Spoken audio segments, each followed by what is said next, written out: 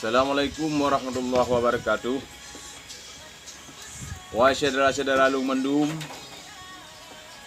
nyo himbauan daripada Lung dalam lawitnyo naji tameng anak muda atau anak dara. Maksud dengan tujuan awaknya ijak belomuh dalam kampung. Ia belomuh dalam kampung dengan harga simanyam 2 juta setengah. Meh patah iblo 2 juta setengah. Nyo ne pikir-pikir bergagak tat. Ne pikir-pikir berjeroh-jeroh tat. Pualasan awaknya ijak mitamuh dalam kampung dengan harga haji simanyam 2 juta setengah. Pakan hanji belah gedung ipak yang gak-gak anak metuh 2 juta setengah. Pakan hajak abak tak komuh mentang yak belah muh dia anak tuh 2 juta setengah. Pu pasai ijak dalam kampung yak mitamuh simanyam 2 juta setengah. Nya na saudara-saudara Lung nya na mikir berjeroh-jeroh tat. Segalom kejadian mungkin saja ante putra leh. Man ha mungkin. Ha mungkin nyo berhati-hati tat saudara-saudara Lung Mendum. Buh dalam geli lang kampung bina mandu-mandu merata pelosok. Nyo bergagak tat. Yang pertama sekali urung-urung yang katuha-tuha bacut. Apabila bila itu.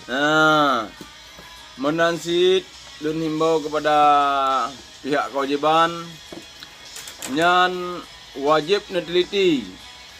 Nyan karena nyo pilihan sedangkannya dia tengah ta pegat jarak jauh untuk ta himbuan karena ta pe jauh karena sedangkannya awak-awak dumah hanam daturi pi itamang dalam kampung rata kampung iya mitama. Nyan nyan lu himbau kepada pihak keamanan nyan pi nejaga sit. Nyan neliti sit.